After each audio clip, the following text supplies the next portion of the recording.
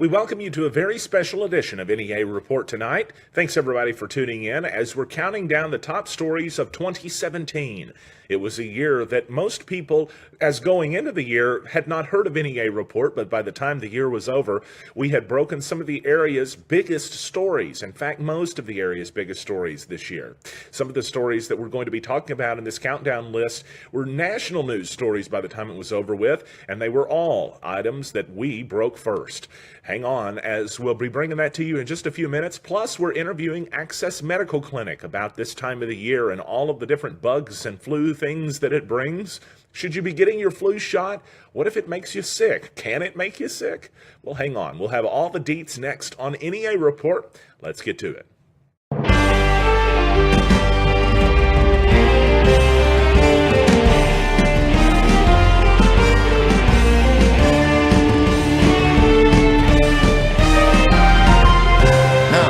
Stan Morris reporting.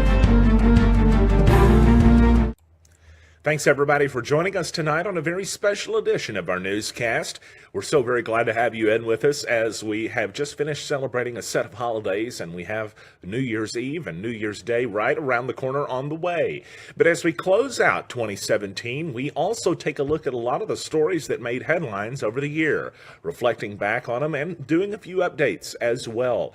You see, it was a big year in the terms of news for Northeast Arkansas, but for NEA Report, it was an even bigger year as it was the year that we really exploded onto the scene. Now, we were here last year as we started this up in 2016, but 2017 was the year that a lot of our stories started making national headlines. In fact, several of the stories I'm going to be counting down for you here in a minute have been national stories that were first reported right here on NEA Report.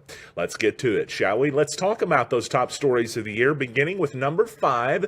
It's a list that you might sit down and try to guess as you're going along with us, by the way. If you want to go ahead and do that in the comments, guess, and if you can get them all right. If you get them all right in a row, we'll give you a t-shirt. How's that sound? Okay. Let's start out, though, with number 5. The number 5 most viewed story on NEA Report this year, and it depends. It may actually be a little higher in the ranking if you combine some of the follow-ups. It's the public porno pair. And for those of you who don't know, a quick Google safe search, enabled search, should show porno pair Jonesboro NEA Report. That should tell you all you need to know. Leslie Lene Sessions, 30 of Truman, is better known as Maven Doll if you go to certain websites on the interwebs that probably aren't for kids. Derek Calloway, 37 of Truman, well, he's better known as Joker around here, but that really doesn't have a whole lot to do with the story. Nonetheless, those two are facing 9 felony charges each for having sex in public. For having sex in public, they're facing 9 felony charges each, including 3 counts, public display of hardcore sexual conduct, 3 counts of obscene films, and 3 counts of promoting obscene performance. But there's a reason why. It's not just that the couple had sex in public, it's where they had sex in public, allegedly. They allegedly went into several public places, including this one that you're looking at right there, Craighead Forest Park, and yes, that's a screenshot that we diligently pulled from one of the videos during our intense reporting research. It's one of several locations along with the mall at Turtle Creek and other areas that gave law enforcement officers concern, they said, because they're spots where families might be located. In fact, one video showed them playing around in Cheddar's restaurant. Good grief. How about that? Well, the couple's being represented by Randall Miller of Miller Law Firm in Jonesboro, and he did not hesitate to reach out to NEA Report, telling us that he called it an abuse of state power against the public porn pair as they each face over 50 years in prison for having sex in public. He called it, quote, a clear abuse of state power. He issued a statement, and it's in full on NEAReport.com, but he said his opinion is that 2 of the 3 statutes we mentioned are clearly unconstitutional. The statute would prohibit the videoing, according to Miller, the videoing of 2 consenting adults in the privacy of their own bedroom. He went on to say this is such an overbroad statute that it can't withstand constitutional muster. He had quite a bit to say more about this as well. It's all at NEAReport.com. Our fourth most viewed story of 2017 was a tragedy that should not have occurred. It was the murder of Alicia Byrd Carr, 21 of Paragould. The suspect, Austin Ivy, at the time 16, now 17, of Jonesboro, appeared behind bars on Facebook. That story prompted a huge reaction from folks reading across Northeast Arkansas, although we later found out the photo circulating on Facebook of the young man was from an earlier arrest. Ivy actually had the photo posted to his profile while he was behind bars being held on a murder charge, at the time capital murder. He later took a plea of first-degree murder in November, Ivy did, and was sentenced to 19 years in the Arkansas Department of Correction. Detectives believed Ivy had been at the 1800 block of Cedar Heights Drive with several other underage friends on late Sunday, March 26th. And that's when he left there and went to the 400 block of North Alice Street to an apartment where he met another juvenile friend. Once on Alice Street, Ivy was confronted by two teens who arrived from the Cedar Heights address. When the teens left the apartment, they got into a car driven by Alicia Byrd Carr. She had been waiting on them while whatever confrontation with Ivy took place. Then Ivy and another juvenile emerged from the back of the apartment and came around the corner, according to the probable cause affidavit. Gunshots rang out into the night. At 12:40 a.m., a shots heard complaint came in at the 400 block of North Alice Street. Officers responded and learned it was a fatal one. Carr had been shot in the head. The wound was fatal. She was taken to St. Bernard's Medical Center, where she later died Monday morning. Ivy is in jail, at least facing prison time of 19 years in the Arkansas Department of Correction. The photo appeared to show Ivy behind bars from the arrest. It was posted to his profile at the time that he was behind bars. We later learned it was from an earlier arrest. This is the photo that Ivy showed on his Facebook page, or somebody posted for him. It appeared on Facebook while he was being held behind bars for murder. Of course, as we mentioned, Ivy did take a guilty plea of first-degree murder, expected to remain in the Arkansas Department of Correction for 19 years.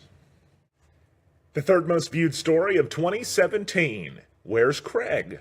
That was the story. In fact, NEA Report broke the news earlier this year that Craig Rickard had departed KAIT, the longtime news anchor who had been there really since the beginning of this millennium. Departed earlier this year, and many people wanted to know where and why and what the story was. KAIT did not want us to have those answers because they wouldn't provide it to us, we should say.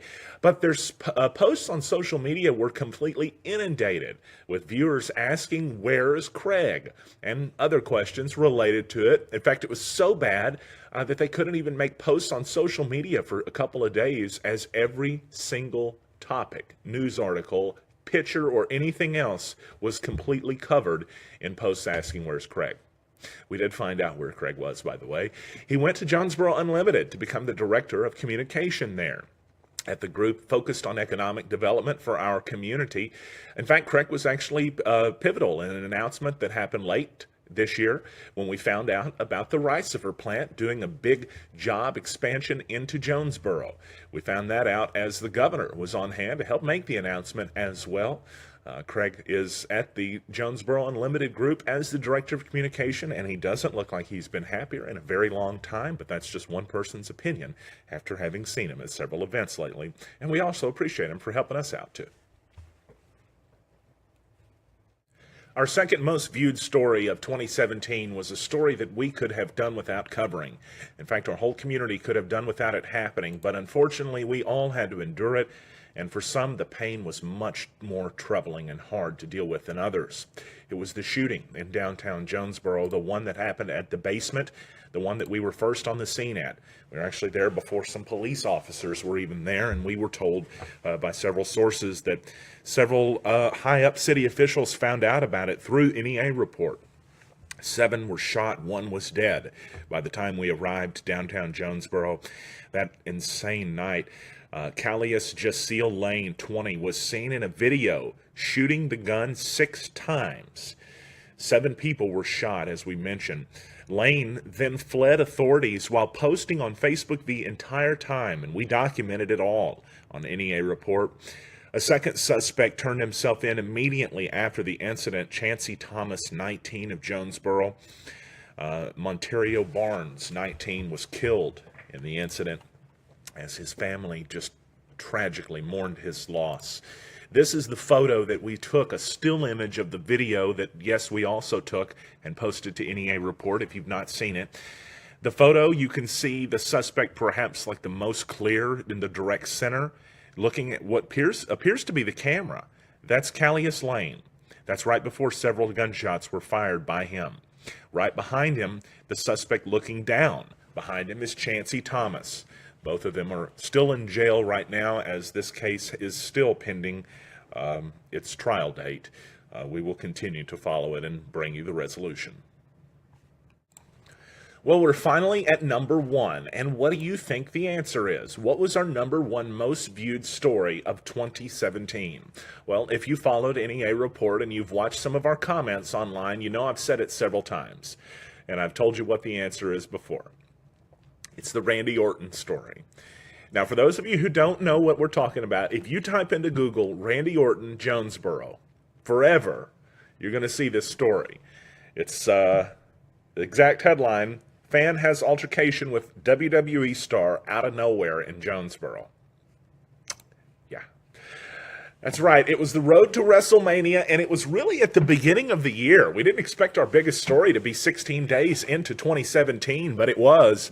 See, on Monday, January 16th, Anthony Martin was working out with a bunch of his friends at the Trim Gym in Jonesboro. All of a sudden, he looks and he sees a big guy coming in that's getting a fair amount of attention, and the guy has a WWE logo on his shirt. It's wrestling superstar Randy Orton, the Viper. Martin did what any fan would do. He asked for a photo. But Orton wasn't feeling it and brushed him off. He pointed to his headphones and said that he couldn't hear him. So Martin said, okay, let him go.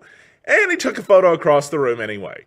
And when you look at this photo, you can't keep from laughing because it's so obvious Randy Orton is not happy in that photo, right? You can see he is not very thrilled about having his photo taken. And did he ever go off on Mr. Anthony Martin? Poor guy. In fact, he went off on him pretty loudly, according to several witnesses. A couple of Anthony's friends even walked up behind him thinking that the dude was fixing to get into a fist fight with a pro wrestler. Orton went off on Martin and actually sent out several tweets about it the next day, sort of confirming everything that Martin told us. There were actually people who doubted that the story ever even happened, that thought we made it up, and then the next day, Randy Orton's tweeting about it, so there you go. In fact, it became such a big story, Sports Illustrated, Bleacher Report, and even WWE ran the story. They have a show on WWE Network called, or they canceled it this year, but it was called Bring It to the Table. And they ran the photo that we just showed you, this photo right there, they ran that on WWE's programming. Pretty incredible stuff. What's even more incredible is what happened after that. Randy Orton was actually on the road to become the main event headliner at WrestleMania for 2017. And a lot of people thought that the story that happened with him at the gym might actually sideline or change plans. But it did not. In fact, Randy Orton went on this year to win the Royal Rumble, which is the event that they have that leads up to WrestleMania, which is the big one. It's like the Super Bowl of pro wrestling. And then Randy Orton won the main event there too, won the WWE Championship. But it's important to note that his reaction from the fans wasn't as loud as a lot of people might have thought it would be. Some people even booed Randy Orton in the weeks leading up to it and after the fact. It wasn't the first time there's been reports of the wrestling superstar getting into a conflict with a fan, but it was the first time it happened in Jonesboro, and it was by and large the most reported on incident of Mr. Orton's career. After the break, we'll have a look at your New Wave Wireless forecast, and you've got to take a look at this. 11 degrees, and that's not a wind chill that we're going to be talking about. Plus, we may see a little bit of snowfall over the weekend. The details are next. First up, though, let's hear from some of our servicemen and women that are serving abroad this holiday season. Thanks to our friends at Car Today, they have a chance to wish their families back at home happy holidays. Janice, Chloe, Sam, want to wish you a Merry Christmas. Look forward to seeing you very soon. And also, I'd like to say Merry Christmas to my church family First Baptist, Hot Springs, Arkansas. Hey, Commensal Major Stain from Bondsteel, Kosovo, wishing everybody in Arkansas happy holidays, Merry Christmas, and see you soon. Hi, my name's Dan White. I'm from Stuttgart, Arkansas. I just want to give a holiday shout out to my wife Vanessa, my daughter Michaela, and my son Aiden. I also want to say Merry Christmas to my school where I teach in DeWitt, Arkansas.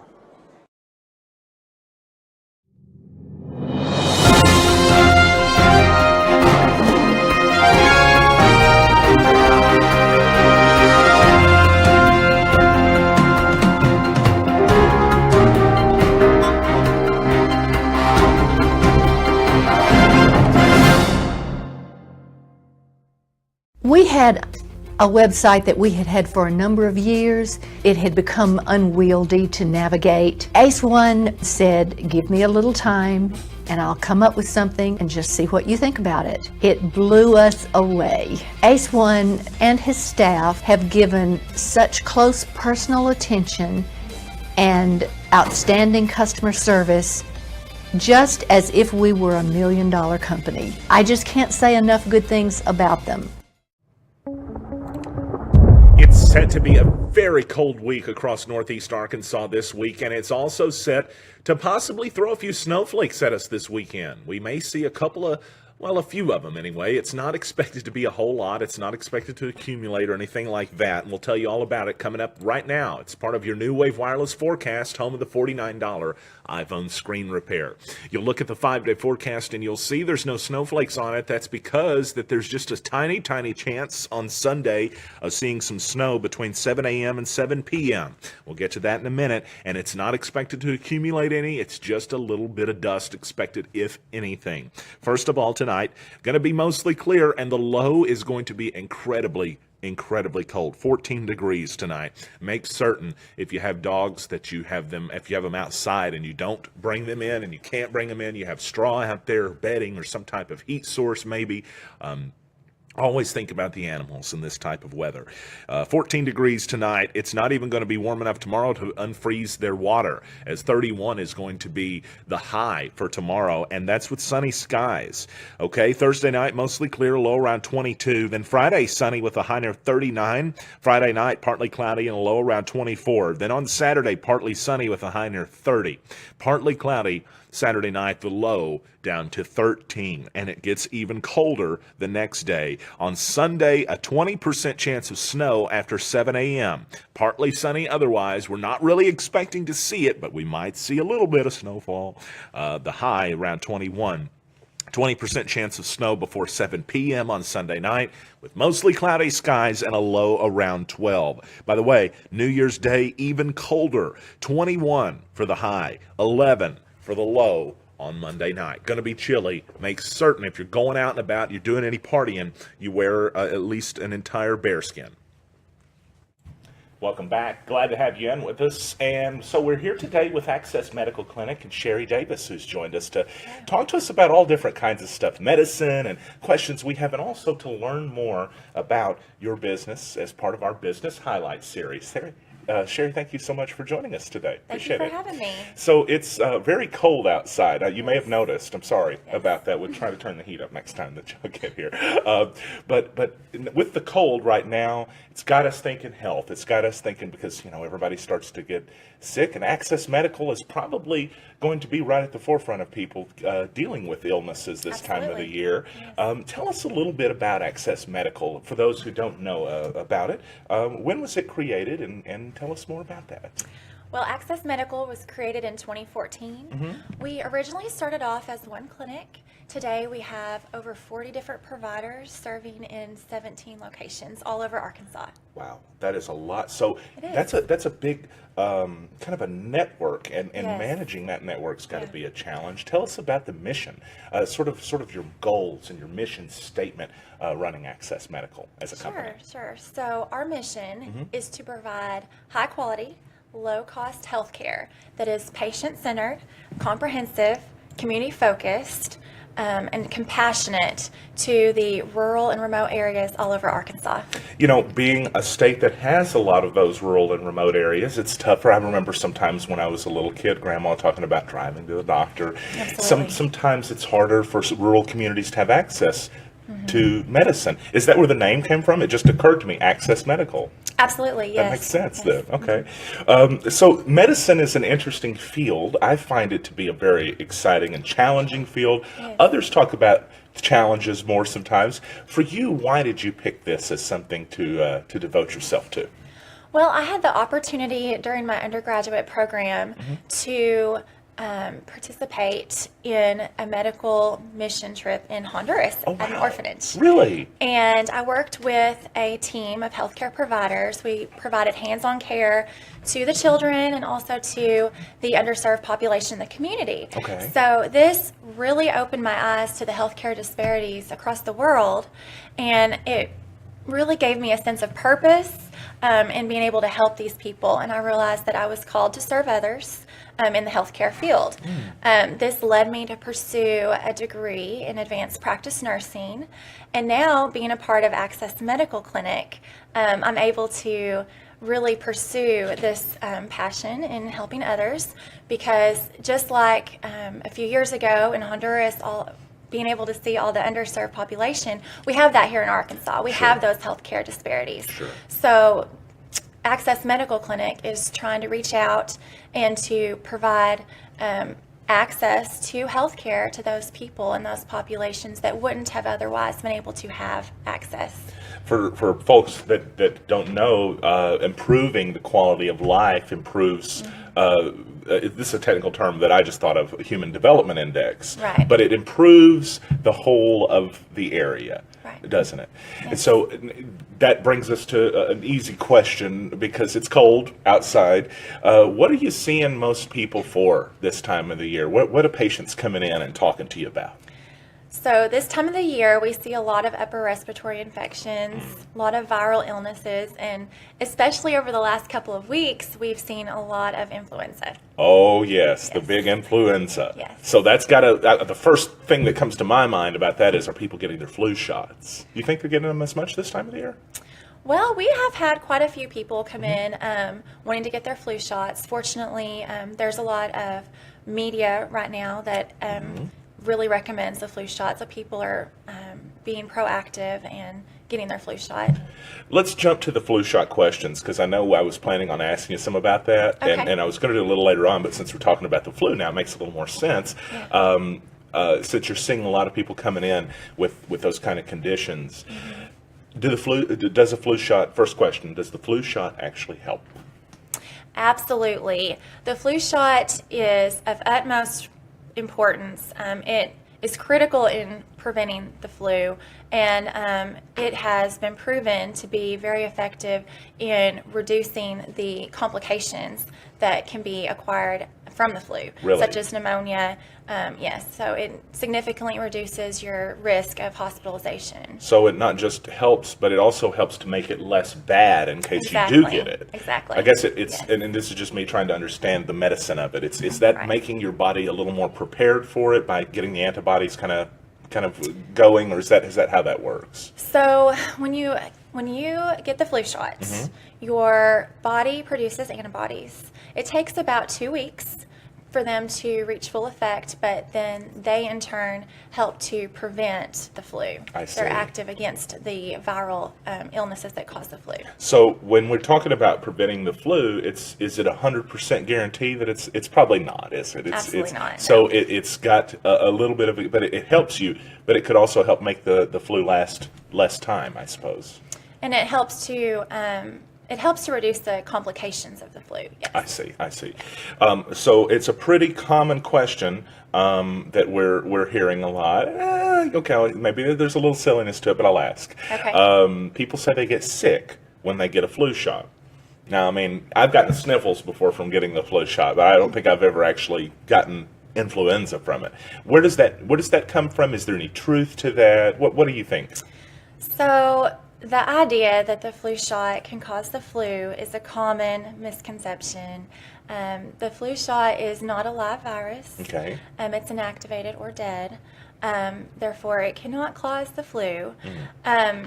So, like I kind of touched on earlier, it takes about 2 weeks for your body to develop the antibodies that help to protect against the flu.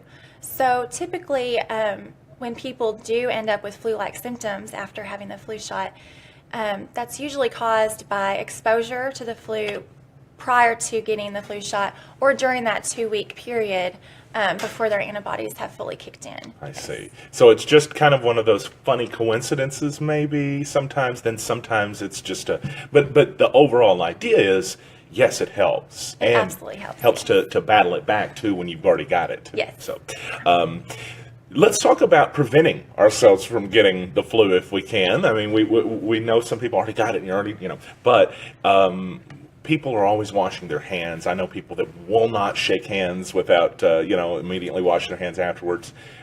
Are those really helpful measures? Absolutely. Of course, the most important measure to avoid the flu is getting the flu shot, like we touched on. Indeed. But washing your hands, using the alcohol-based hand sanitizers, those are all very important ways to help protect against the flu. So we come in contact with germs every day. We're touching objects, we're touching people, and then once we touch our mouths or our face, we're transmitting those germs to ourselves and essentially affecting ourselves. So by washing our hands, by using those alcohol sanitizers, it really helps to reduce the transmission. I see. And that's, I mean, I guess there's a lot of little steps that you can take that probably add up in the process. So one of the big stories that came out over the last month was about mandatory flu shots, and specifically a company that is in Minnesota, I believe, but the northern United States, called Essentia Health, had decided to remove several employees from the books. They fired several employees because they apparently did not get their flu shot. It's one of those kind of situations. There are a lot of people that are affected by the flu every year, but for healthcare providers, is it a little bit of a different situation, the flu shot? Well, this is a gray area that there's recently been a lot of controversy over. As healthcare providers, we're mandated to protect and promote the health of the population.